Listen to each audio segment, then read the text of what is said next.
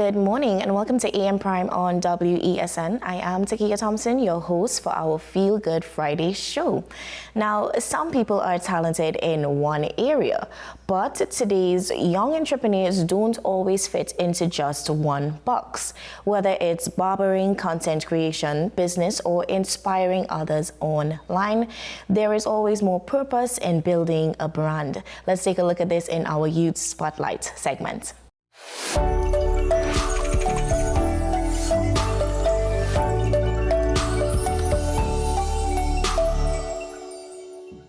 They say your haircut can change your confidence, but for our next guest, barbering has become much more than cutting hair. It's been the foundation for building a personal brand, inspiring young people, and showing the consistency can open doors. This morning, we welcome Nicholas Stephen, also known as KINGNICKCUTZ, to tell us about his journey. Good morning, Nicholas. Good morning. Good morning. So lovely to have you here in studio with us. Yeah, nice to be here as well. Yeah. So for viewers who may not know you yet, who is Nicholas Stevenson and who is he beyond the barber chair? Beyond the barber chair, I'd say I'm just a spontaneous person. So outside of barbering, I do a lot, as you mentioned, content creation. Yeah. I am into like reselling stuff, so I have my online store. I do a variety of different stuff as well as managing the business for myself on all different aspects. Right. And then outside of that, I just like to do whatever, so like playing pool, like going on hikes, running, working out, and that kind of stuff. Yeah. That's good to hear. Yeah. You show that there's a lot of things happening, but you sound like you still have that good balance that's happening there with Yeah, I try. It's hard to balance a lot of times. We cannot play it, right. Russian and that kind of stuff, but at the end of the day, I have to get it done, so. Absolutely, yeah. And how did your journey into barbering begin? And when did you realize it could be more than just a hobby? I started watching like YouTube videos on cutting hair and stuff, and I just actually like enjoy it. Like it's fun to watch like the fading process. Like it's just fun seeing the whole thing come together. So I actually just used to sit down and watch the videos on YouTube like a movie, right? And eventually one day my father just mentioned, you ever thought about taking barbering serious? And I was like, and that's when everything just kind of like clicked in my head, because I was like, wait, I'm watching this the whole time. I like this the whole time. Yeah. Why didn't I think about this? And from there, everything just clicked and I just got into it. Wow. Yeah. Now, you're known for wearing many hats. So besides barbering, what other skills or businesses, as you mentioned, if you don't mind expanding more on it, that you're involved in? Well, besides barbering, I have an online store.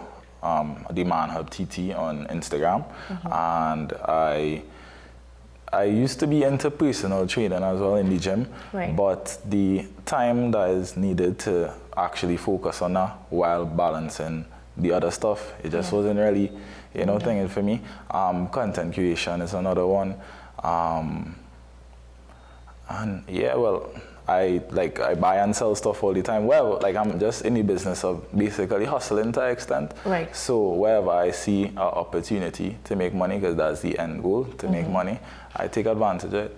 Yeah. Yeah, absolutely.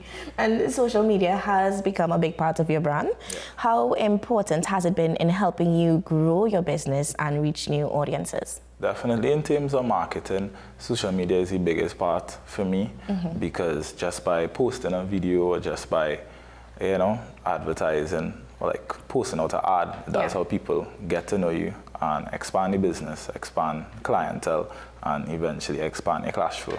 Wow, absolutely.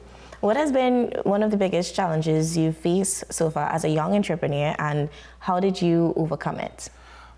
Biggest challenge, I would say, is the business not being registered. I'm in the process of registering the business, but that process is tedious as well, and without having a registered business, that's where you get into problems with qualifying for certain things or getting through certain things, even though like I know that I would be able to afford my rent or whatever. Just getting an apartment was a pressure, because people wouldn't want to trust you based off of not having a pay slip or a job letter and all this kind of stuff. So as an entrepreneur in the whole, that is a problem that you would face. But there is a solution, which is registering a business, and I am in the process of that as well. Okay, that's good to hear. And now, many young people are always looking for ways to earn, as you mentioned, and they want to do it where they can do what they love as well. So what's one lesson you've learned from your clients that has stayed with you? One lesson I learned from my clients, I would say, is relationships is key, getting to know people and and being nice to people. And people are the people that could give you opportunities, and opportunities is what would put you in positions to make money or, expand your business, because you start with one person, and you being good to one person, or you making that one person feel comfortable could carry you very far in this life. Definitely, it definitely can.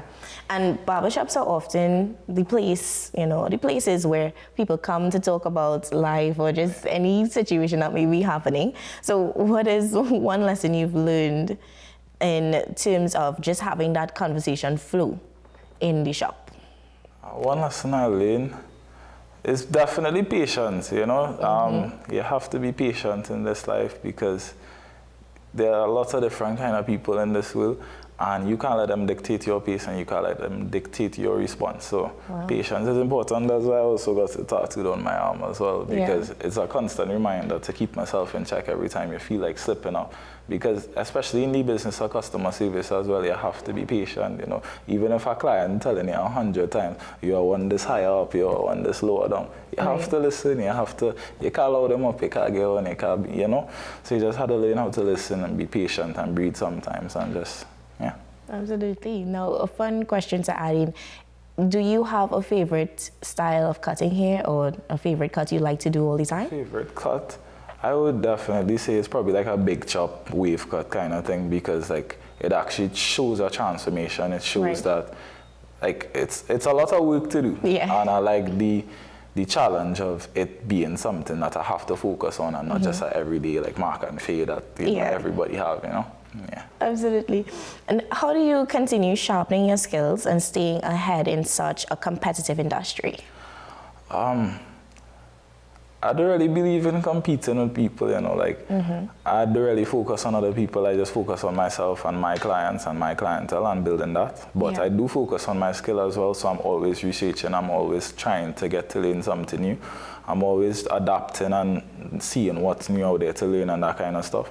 But I'm very much focused with me and building my clientele, so I don't really study anything else. I'm always trying to grow and learn every single day. That's a really good approach to have. And it brings me to ask, what is next for KINGNICKCUTZ? And are there any new projects, any works or collaborations that you're willing to share with us? This morning I actually opened my first private studio, which should just be congratulations. me. Thank you. Which should just be me, because I believe that in this part of my life I am ready to like just take that step on my own and like focus and build myself by myself, basically.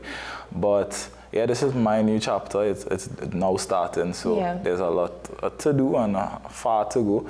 But my next venture would be opening my own barbershop, and eventually hiring people to work for me, training them and that kind of stuff, and expanding into multiple branches. Wow. So there's a first step towards that. I'm excited. Wow, definitely excited to follow up and see where you go on this journey that you're about to embark on. And if you could leave your viewers with like one message about chasing their dreams and believing in themselves, what would that message be? What I would say is definitely, just do it, Well, the first part to anything is having a plan, so you have to have a plan. You have to at least know what you want, know what you like. Sit down and plan it out properly. Sit down with yourself and just say, okay, I want to do this. Then how are we going to do this? So you sit down, step 1, step 2. So I have everything like for the majority of my life like mapped out in a sense, so that even if something goes wrong, I know how I could fall back on it, because there's like a detailed plan. So even if this doesn't go according to play, at least I could fall back on this and see how we could go and skip this step to reach the next one. So I definitely say have a plan, focus on yourself, believe in yourself, don't depend on other people or expect other people to believe in you, especially the people closest to you. That's not how, it's usually strangers is the one that is, influence you or motivate you. So don't take on the people in school clogging you, don't take on, you know. Because I had to deal with plenty of that, you know, a lot of doubters, a lot of, you know, people just trying to mess you up or people just trying to play with you. And you just had to keep your head down, focus, and if you want it bad enough, you could get it, man. And along those lines of you talking, I just had to stick in this other question to ask. You know, every successful person has a defining moment. So was there a particular opportunity or experience that changed everything for you? I wouldn't say so, you know, like, well, I guess ever since it clicked in my head that, okay, like barbering, like just everything just kind of exploded, and I was like, yes, yes, yes, yes, yes. And well, from barbering is where everything could expand, so I could start selling products to my clients. Then I could also start training my clients, and I could also, you know, so barbering was the turning point for me, I guess, where like the exponential amount of opportunities could come outside. So even with content creation, I post my lifestyle out of barbering, you know, and even if I get a brand deal or whatever, most likely is I would want it from barbering, or whether it is, you know, a Clippers company or anything like that, or surrounding my lifestyle, which was created by barbering. So, yeah, I would say barbering is the turning point for me in my life, and I started about 4 years ago, and yeah, it's going good so far. Wow, congratulations, especially being a young entrepreneur in this field. Thank you. You're doing an excellent job. So for persons watching on and, you know, they're liking what you're saying and they want you to, you know, make them look transformed, where can they find you? I'm located at the bottom of Charlotte Street, right next to Safe Meds Pharmacy. You're walking upstairs, the first on your right hand side. When you go in that door, is the last booth on your left hand side, right? Yeah, you can feel free to check out my social media platforms at KINGNICKCUTZ with a Z on Instagram, Facebook, TikTok, YouTube, anywhere you want to look at it. Or you could WhatsApp to book your appointments at 7920969. And yeah.